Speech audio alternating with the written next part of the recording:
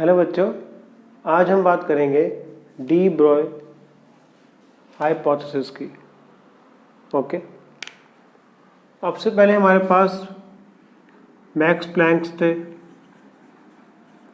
जिन्होंने हमें कहा था कि जो वेव है, लाइट है, जो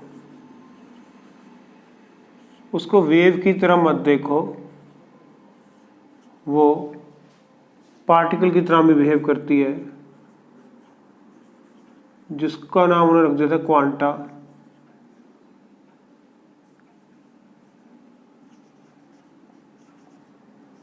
या फोटोन। ठीक है, लाइट क्या दिखा रही है? उन्होंने कहा था ड्यूअल नेचर दिखा रही है। ठीक है, तो प्लैंक साहब ने हमें बताया था कि लाइट को वेव की तरह मत देखो, पार्टिकल की तरह भी देखो। तो डी ब्रॉय साहब ने हमें बताया कि जो इलेक्ट्रॉन है उसको पार्टिकल की तरह मत देखो, वो वेव भी हो सकती है। ठीक है, तो बेसिकली उन्होंने कहा था कि वो ऑब्जेक्ट्स जिसका मास है, जैसे हम तुम, ठीक है, या कोई भी, वो वेव की तरह भी बिहेव करते हैं, लेकिन वो बड़े हैं, उनका साइज बड़ा है, मास बड़ा है, इसलिए उन पे ये एप्लीकेबल ज़्यादा नहीं होता। ये एप्लीकेबल होता है लॉ माइक्रोस्कोपिक पार्टिकल्स के लिए। उन्होंने जस्ट ये हाइपोथेसिस दिया था, आपने जो थ्योरी थी पुट फॉरवर्ड की थी कि आप उसको ऐसे मत देखो, ऐसे भी देख सकते हो। जिसने पूरी जो थे ये साइंटिस्ट वगैरह, उनकी बात को हिला दिया। अभी तक तो इसको पार्टिकल की तरह देख रहे थे, अब उन्होंने कहा आप ऐसे मत देखो, इसको वेव की तरह भी देखो। तो उस टाइम प्रूफ तो कुछ था नहीं इसका, लेकिन उन्होंने हाइपोथेसिस फॉरवर्ड किया कि जो इलेक्ट्रॉन है वो एज ए वेव भी हो सकता है। Every particle which has mass can behave like a wave. तो यही है डी ब्रॉय का हाइपोथेसिस कि सिर्फ लाइट ही ड्यूअल नेचर नहीं दिखाती है, मैटर भी ड्यूअल नेचर दिखाता है। हाँ, हमें आम जिंदगी में इसके बारे में पता नहीं लगता क्योंकि हमारा मास बहुत बड़ा है। माइक्रोस्कोपिक ऑब्जेक्ट्स के लिए ये लॉ ज़्यादा एप्लीकेबल होता है कि इलेक्ट्रॉन जो है उसका मास कितना है, बहुत कम है, और अनवर्ड वो 2.18 इंटू 10⁻6 मीटर पर सेकंड की स्पीड से चल रहा है, बहुत तेज चल रहा है। तो वेव की तरह क्यों नहीं बिहेव कर सकता वो? तो उन्होंने अपनी जो थ्योरी थी उसको आगे बढ़ाया और हमें बताया, एक फार्मूला दिया, lambda is equal to H upon P, या lambda is equal to H upon M V. Mass किसका होता है? मैटर का। तो ये मैटर है और ये क्या है? वेव है। तो उन्होंने वेव कैरेक्टर को मैटर के साथ इक्वेट कर दिया। तो इससे जो नई भाषा आई वो आई मैटर वेव्स।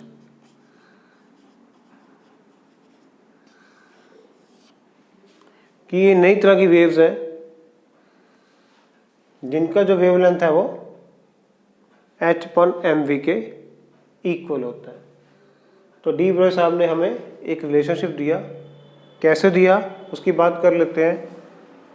यहाँ जगह कम है, मैं रब कर रहा हूँ।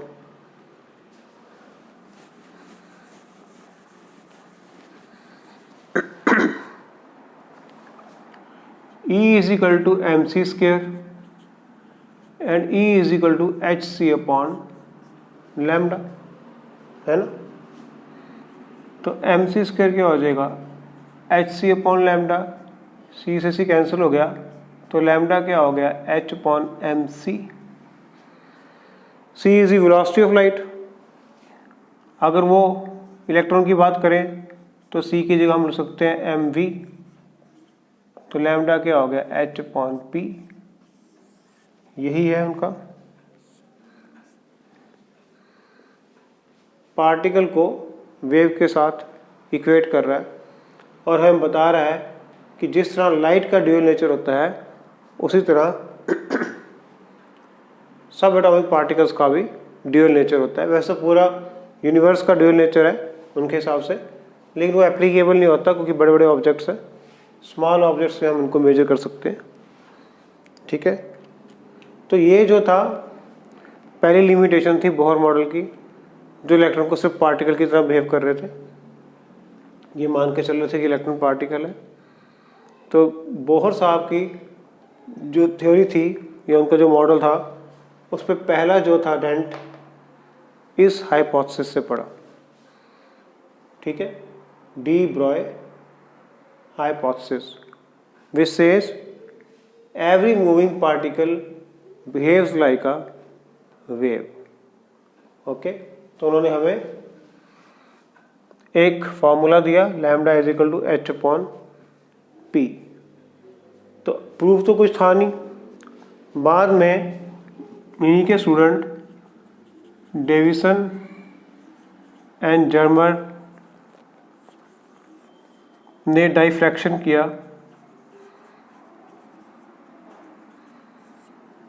इलेक्ट्रॉन का डाइफ्रैक्शन कर दिया।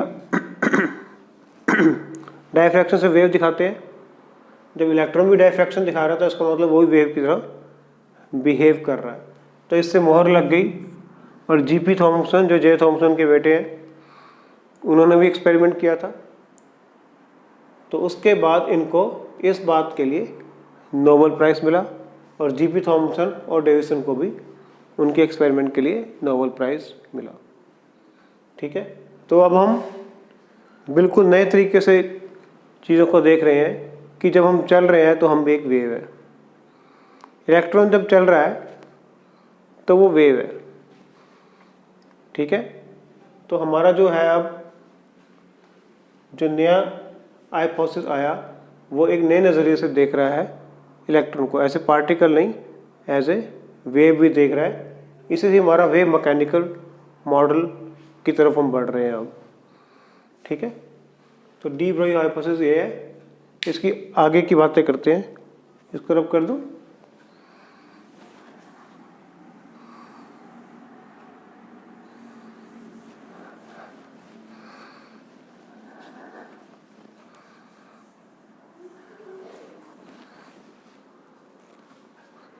तो डी ब्रॉय साहब ने हमें इक्वेशन दी lambda is equal to H upon M V, यानी कि जो वेवलेंथ है is inversely proportional to mass. Mass अगर ज़्यादा होगा तो वेव कम होएगी, मास अगर कम होगा तो वेवलेंथ ज़्यादा होएगी। इसलिए ये गुड फॉर माइक्रोस्कोपिक ऑब्जेक्ट्स या पार्टिकल्स। ओके, क्योंकि ये इसके इन्वर्स है। अब हम बात करते हैं how it is related to this wavelength is related to kinetic energy. ऐसे भी वो पूछ सकते हैं। तो काइनेटिक एनर्जी क्या होती है बच्चों? Half m v square. Okay, अगर इसको भी m से मल्टीप्लाई कर दें, multiply with m on both sides, तो m K E is equal to half m square v square. m K is equal to half m into v क्या होता है मोमेंटम p स्क्वायर। ओके, या p square is equal to 2m, p square is equal to 2m K, या p is equal to root 2m kinetic energy. और lambda क्या होता है h upon p। तो h अपॉन p की value क्या निकाली हमने 2m K e। This is how डी ब्रॉय wavelength is related to kinetic energy. ये कंसेप्ट है, इसका कंसेप्ट 1 है। एक और करेंगे हम, तो आपको इसके ऊपर इसके ऊपर न्यूमेरिकल आ सकता है। तो हमने काइनेटिक एनर्जी से वेवलेंथ को इक्वेट किया है, अब हम इसके ऊपर एक न्यूमेरिकल करते हैं।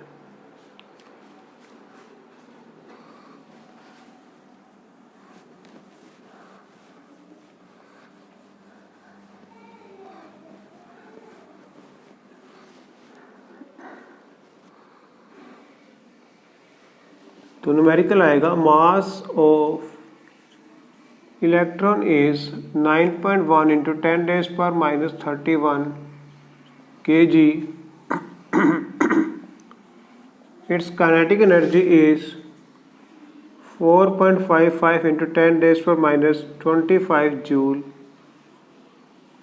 Find its wavelength. तो काइनेटिक एनर्जी क्या होती है? Half mv²।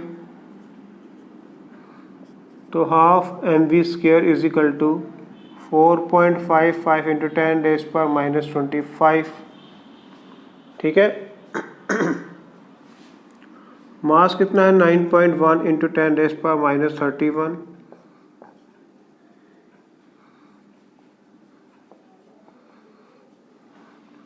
v² कितना हो जाएगा? 2 से इसको मल्टीप्लाई करेंगे तो अराउंड अबाउट 9.1 ही आएगा, अपॉन 9.1 इंटू 10⁻31। इसे ये कट जाएगा, कितना आ जाएगा? 10⁻6। 31 माइनस का ऊपर जाके प्लस का हो जाएगा, तो v कितना आ जाएगा? √10⁻6 10⁻3। ये क्या आ गई? वेलोसिटी। अब वेवलेंथ निकालते हैं। Lambda is equal to h/mv।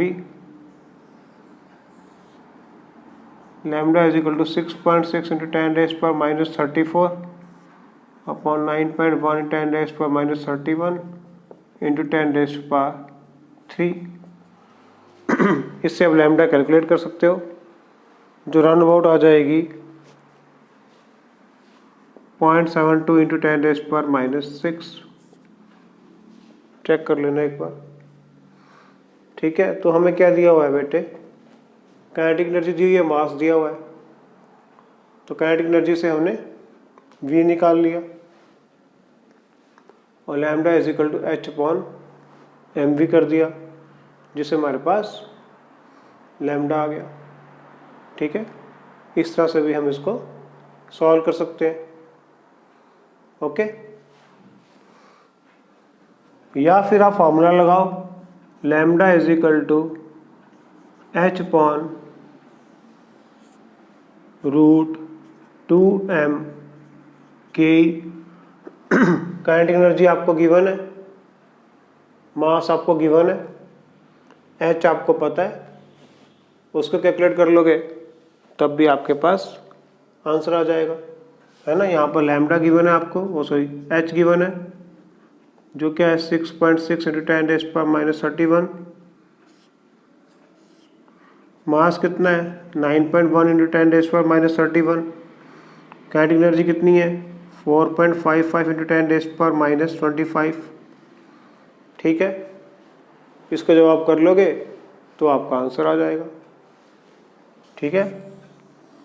या तो आप शॉर्टकट लगा लो, इसमें कैलकुलेशन थोड़ी ज़्यादा टफ हो जाएंगी, ऐसे भी आप कर सकते हो, इसमें कैलकुलेशन थोड़ी सी आसान है। ठीक है। तो काइनेटिक एनर्जी से हम वेवलेंथ को कैसे निकाल सकते हैं, वो न्यूमेरिकल है ये।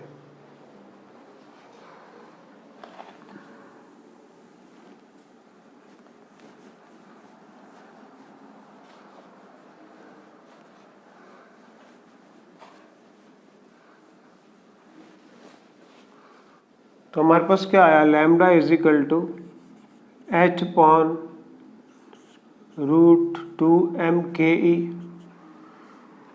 बच्चों स्टॉपिंग पोटेंशियल में काइनेटिक एनर्जी किसके इक्वल होती है? q इंटू वी के इक्वल होती है। ओके। अगर ये वैल्यू हम पुट कर दें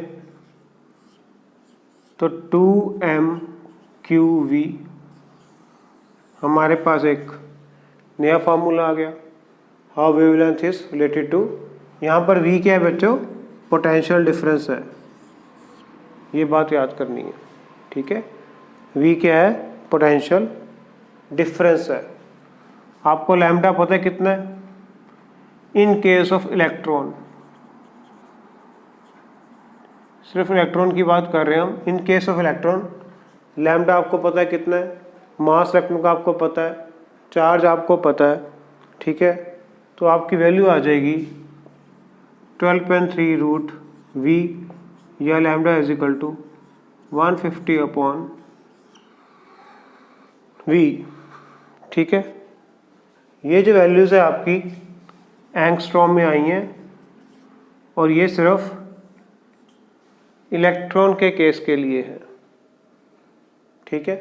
आप ये फॉर्मूला भी अप्लाई कर सकते हो, ये भी कर सकते हो, डिपेंड करता है आपको न्यूमेरिकल कैसे दिया है। इसका भी एक न्यूमेरिकल देख लेते हैं हम, ठीक है।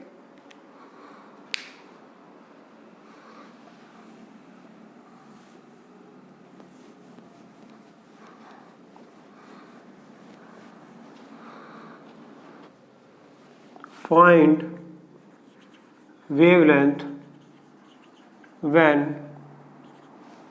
electron is accelerated by potential difference of 15 volt from rest, okay. तो हमारा फार्मूला क्या है, lambda is equal to root 150/v, potential difference कितना दिया हमें 15, 150/15, तो लैम्डा क्या आ जाएगा √10, ठीक है। एंगस्ट्रॉम में आंसर आ जाएगा आपका। तो आसान सा क्वेश्चन बनता है इसके ऊपर, तो हम वे वैल्यू पुट करके अपना आंसर निकाल सकते हैं, ठीक है। और ये आंसर एंगस्ट्रॉम में आएगा, याद रखना।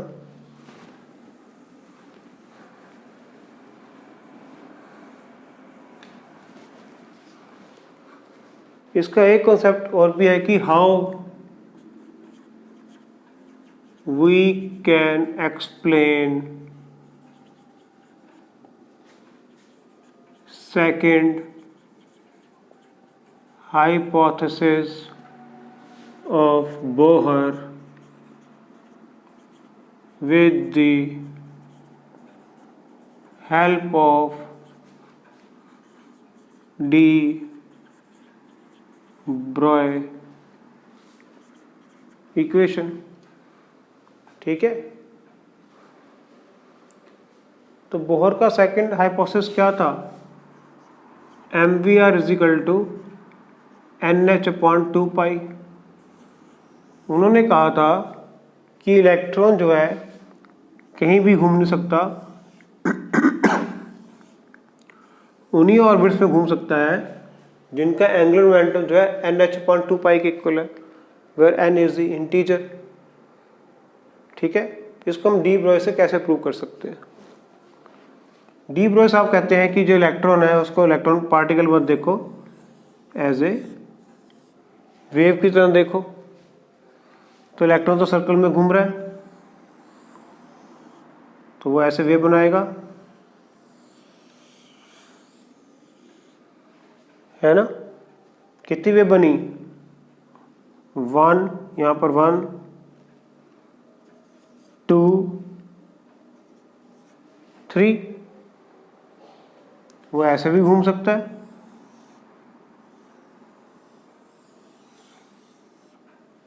है ना। बट ये अलाउड नहीं है, क्योंकि यहाँ पर नंबर पूरा 3 नहीं आ रहा, यहाँ पर 1, 2, 3 यहाँ जाकर होगा कहीं, और बीच में ये ओवरलैप कर गया तो 2 पॉइंट समथिंग या 3 पॉइंट समथिंग हो जाएगा, कुछ फ्रैक्शन में चला जाएगा। जबकि n जो है वो इंटीजर होना चाहिए, ये सेटिस्फाई कर रहा है, ये सेटिस्फाई नहीं कर रहा। तो यहाँ पर अगर हम देखें तो जो सर्कमफ्रेंस है 2 पाई आर सर्कल का वो किसके इक्वल है? एन लैम्डा के इक्वल है। वो लैम्डा इज वेवलेंथ और N is number of wavelengths. तो 2 पाई आर किसके इक्वल है? एन लैम्डा के इक्वल है। ये बात ठीक है।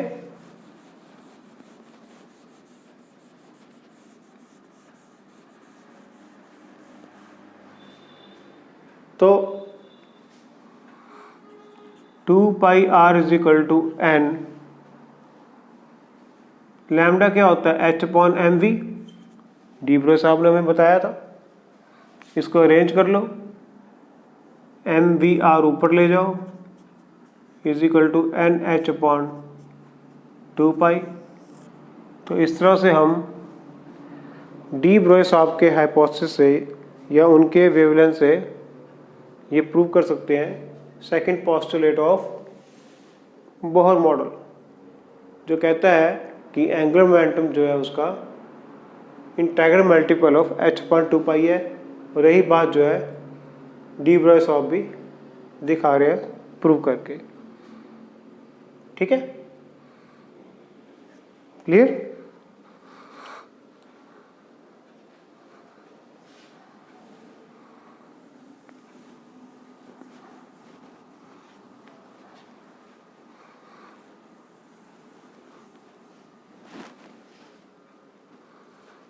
एक क्वेश्चन और लिखो, velocity of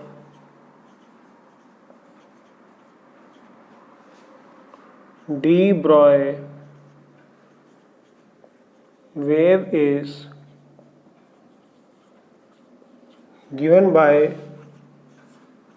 c square upon nu h nu upon mc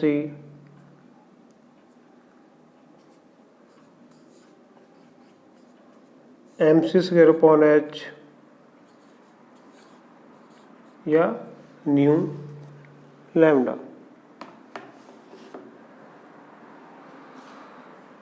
तो हमारे पास लैम्डा क्या होता है? h अपॉन पी, है ना। तो p क्या हो जाएगा? h upon lambda. p होता क्या है? mv। और लैम्डा क्या होता है? c upon new. तो c यहाँ पर आ जाएगा, न्यू यहाँ चला जाएगा। तो v क्या आ जाएगा? h nu upon mc। तो ये आपका आंसर है। सिंपल क्वेश्चन है, हमें वेलोसिटी निकालनी है। तो डी ब्रोई साहब की इक्वेशन को पुट कर देंगे, उससे हमारे पास p क्या होता है? mv। लैम्डा क्या होता है? c upon new. न्यू ऊपर चला जाएगा और हमारे पास आंसर आ जाएगा ये वाला। ठीक है,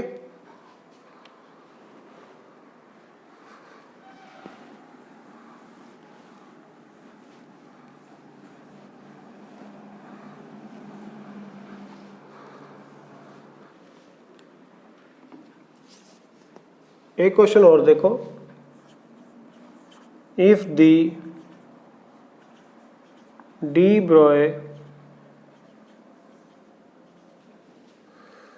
wavelength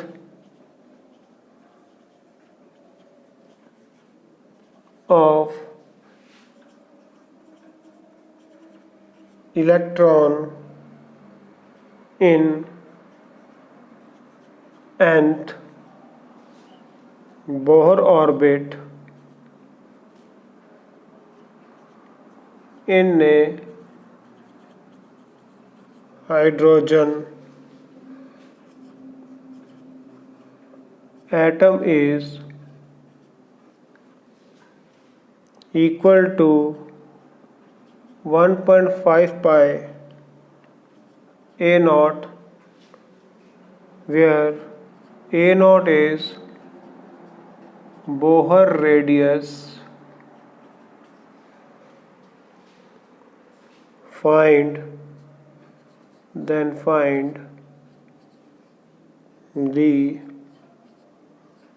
value of n by z। तो बच्चों वो हमें पूछ रहा है कि हमें एक वेवलेंथ दी हुई है डी ब्रॉय की और हमें n/z की वैल्यू निकालनी है। हमारा फार्मूला क्या है, 2πr = n lambda. Are radius होता है, वो किसके इक्वल होता है बच्चों, a0 n²/z। ये हमने किया था बोहर के मॉडल में। तो 2π, आर की वैल्यू क्या है बच्चों, a0 n²/z और लैम्डा की वैल्यू क्या है बच्चों, 1.5π a0। इस n से ये n गया, इस a0 से ये a0 गया, इस पाई से ये पाई गया। तो 2n/z = 1.5, या हमें n/z निकालना है 1.5/2, कितना आ जाएगा 0.75। आसान काम है। हमें n/z निकालना है, हमने 2πr = n लैम्डा यूज़ किया। रेडियस हमें पता ही है बोहर का क्या होता है, लैम्डा में गिवन है, वैल्यू पुट कर दी और हमारा आंसर आ गया। ठीक है। तो हमें डी ब्रॉय साहब ने एक नई चीज़ दी कि आप ऐसे मत देखो कि इलेक्ट्रॉन एक पार्टिकल है, आप ऐसे देखो कि इलेक्ट्रॉन जब चल रहा है तो वो एक वेव है। ठीक है, जिसके कारण उनको नोबेल प्राइज़ मिला। तो आपको समझ में आ गया होगा डी ब्रॉय हाइपोथेसिस क्या है। कल हम करेंगे हाइजेनबर्ग अनसर्टेनिटी प्रिंसिपल, जिसने अभी बोहर मॉडल पे डेंट लगाया था। ठीक है, आज का वीडियो इतना ही।